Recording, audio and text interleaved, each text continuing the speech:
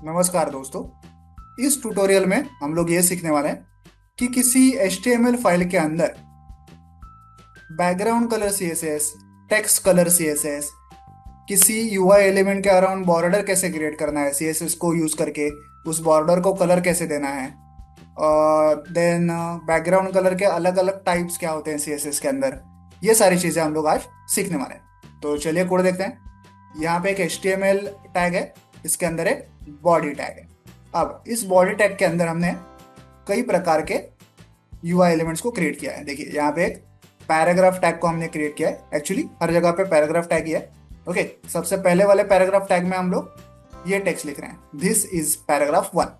अब यहाँ पे हम लोग क्या करने वाले हैं, इस टेक्स्ट का जो बैकग्राउंड कलर है इसको हमें ब्लू कलर देना है। तो कैसे करेंगे, देखिए यहाँ पे पैराग्राफ टैग के अंदर ही हम लोग CSS को लिख रहे हैं। इसे कहते हैं इनलाइन CSS। आपने पिछले ट्यूटोरियल में इसे सीखा होगा। ओके, तो कैसे करेंगे CSS इंप्लीमेंट, पैराग्राफ टैग के अंदर स्टाइल एट्रीब्यूट को लिखेंगे और इसके अंदर जो भी CSS प्रॉपर्टीज आपको मेंशन करनी है वो आप कर सकते हैं।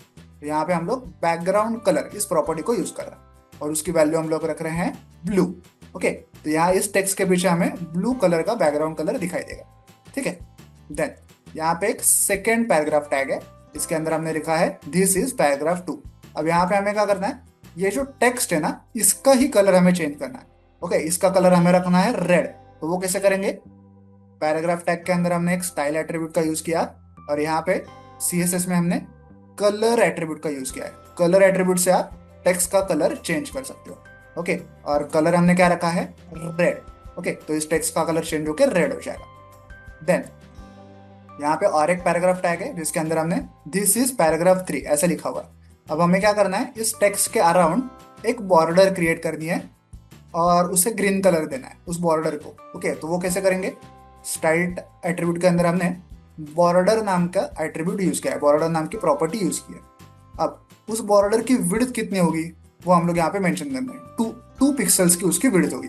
आप चाहें तो कम ज्यादा भी कर सकते हैं। बॉर्डर की स्टाइल कैसे होगी, एक होती है स्टाइल, एक होती है सॉलिड स्टाइल, दूसरी होती है डॉटेड स्टाइल, तीसरी होती है डैश्ड स्टाइल। ओके, आपको तीनों में से जो भी अच्छी लगती हो आप यूज कर सकते हैं। हम लोग एक एक करके तीनों भी देखेंगे जब हम लोग प्रैक्टिकली इस पेज को रन करेंगे।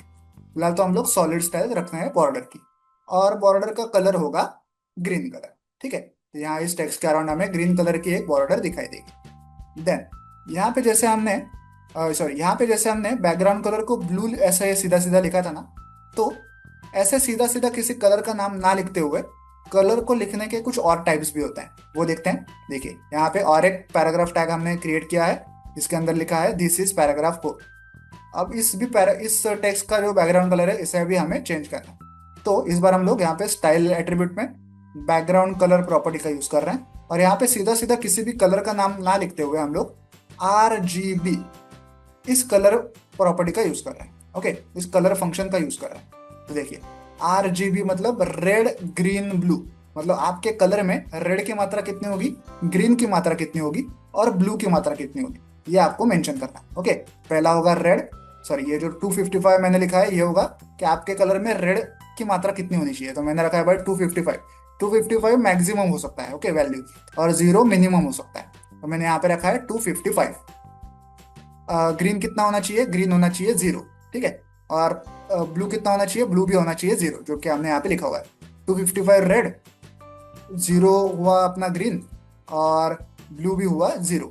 ठीक है, और आगे 0.5 लिखा है, वो मतलब ओपेसिटी, मतलब ये जो 255 रेड हमने लिखा है वो कितना डार्क या कितना फेंट होना चाहिए उसकी ओपेसिटी यहाँ पे 0.5। ओके, तो यहाँ पे इस दिस इज पैराग्राफ 4 के पीछे आपको रेडिश कलर की बैकग्राउंड कलर दिखाई देगी। ठीक है, देन सिमिलरली यहाँ पे भी हमने एक पैराग्राफ टैग क्रिएट किया है जिसके अंदर दिस इज पैराग्राफ 5 ऐसा टेक्स्ट हमने लिखा है। इसकी भी बैकग्राउंड कलर हमें चेंज करने हैं। तो यहाँ पे हमने स्टाइल एट्रीब्यूट लिखा, उसके अंदर बैकग्राउंड कलर प्रॉपर्टी लिखी। इस बार हम लोग HSLA इस फंक्शन का यूज कर रहे हैं। HSLA मतलब ह्यू, सैचुरेशन, लाइटनेस और अल्फा। ओके, ऐसे कलर की बहुत सारी प्रॉपर्टीज होती हैं, उसमें से 4 प्रॉपर्टीज हमने यहाँ पे यूज की है, ह्यू, सैचुरेशन, लाइट और अल्फा, लाइटनेस और अल्फा। ओके, तो एक एक प्रॉपर्टी जो है एक एक एलिमेंट की है। पहला है ह्यू, दूसरा है सैचुरेशन, तीसरा है लाइटनेस और चौथा है अल्फा। ओके, तो जब हम लोग ये प्रॉपर्टीज ऐसे लिखते हैं 100, 0%, 0%, 0.5%, तो हमें ब्लैक कलर की ये वाली शेड मिल जाती है। आप इन प्रॉपर्टीज को चेंज करके देख सकते हैं कि आपको कौन सा कलर मिलता है, या फिर आप सिंपली गूगल भी कर सकते हैं कि भाई मुझे रेड कलर का HSLA वैल्यू आप बताओ, तो गूगल आपको बता देगा। ठीक है। तो इस टेक्स्ट के पीछे आपको ब्लैकिश ऐसी शेड दिखाई देगी बैकग्राउंड कलर की। ठीक है। तो यहाँ पे हमने सीखा कि बैकग्राउंड कलर कैसे देना है। बैकग्राउंड कलर के दो टाइप्स देखे, RGB टाइप और HSLA type. Then text colour कैसे देना है, और बॉर्डर कैसे क्रिएट करनी है, और उसे कैसे कलर देना है। ठीक है। अब मैं इसे सेव कर रहा हूँ, इसे हम लोग ब्राउजर में रन करके इसे टेस्ट करते हैं। चलिए। तो देखिए हमारा पेज जो है वो ब्राउजर में रन हो चुका है।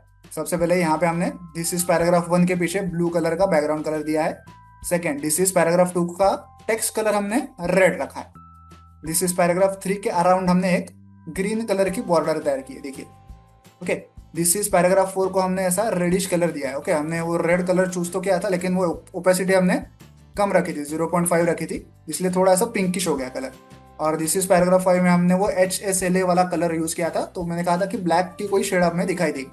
तो ब्लैक एग्जैक्ट ब्लैक नहीं है, ग्रे के अराउंड इसकी शेड है। ठीक है। अगर हम चाहें तो वो RGB वाला थोड़ा सा ट्विक करके भी देख सकते हैं। RGB वाले में 0.5 था ना, अगर मैं 1 कर दूं तो यहाँ पे देखते हैं क्या होता है। बाकी सब सब जीरो है, मतलब ग्रीन जीरो है, ब्लू भी जीरो है, सिर्फ रेड वाला पार्ट हमने 255 रखा है, और ओपेसिटी हमने 1 रखी है। तो देखते हैं इसका क्या होता है। तो देखिए एकदम ही डार्क हो गया, क्योंकि ओपेसिटी हम अभी हमने उसकी एकदम ही 1 कर दी है। ओके। अगर एकदम 0.9 कर देना तो रेड की एकदम ही पतली शेड हमें, सॉरी 0.1 कर दे तो रेड की एकदम ही पतली शेड हमें दिखाई देगी, ऑलमोस्ट ब्राउन के जैसी। ओके। ब्राउन भी नहीं, एकदम ही मतलब व्हाइट के पास गई है तो शेड। ओके। ओपेसिटी हमने एकदम कम कर दी कलर की। ओके। सिमिलरली यहाँ पे ये जो ऐसे HSLA है, यहाँ पे 100 है, 00 है, 0.5 है। अगर इसको मैं 1 कर दूँ तो क्या होगा, देखते हैं ट्राई करके। इसको 1 कर दे तो देखिए एकदम डार्क हो गया। ओके। ओपेसिटी चेंज होती है यहाँ से, आई थिंक लास्ट वाले एलिमेंट से। इसको 0.1 कर दे तो क्या होगा, एकदम फेंट हो जाएगा आई थिंक। देखिए ये एकदम फेंट हो गया। ओके। ब्लैक का ही शेड है, लेकिन एकदम फेंट है। सिमिलरली ये जो हमने बॉर्डर के बारे में बोला था मैंने आपको, बॉर्डर की स्टाइल एक होती है सॉलिड, एक होती है डॉटेड। तो डॉटेड को देखते हैं जरा। डॉटेड की मैंने, तो देखिए कैसे डॉटेड हो गई। ओके। तो आई होप आप ये पूरा ट्यूटोरियल समझ गए होंगे। वीडियो में दिखाए गए इस कोड को डाउनलोड करने के लिए मैंने वीडियो के नीचे डिस्क्रिप्शन बॉक्स में दे दिया है, आप चाहें तो वहां से कोड डाउनलोड कर सकते हैं। वीडियो को एंड तक देखने के लिए धन्यवाद। Thank you.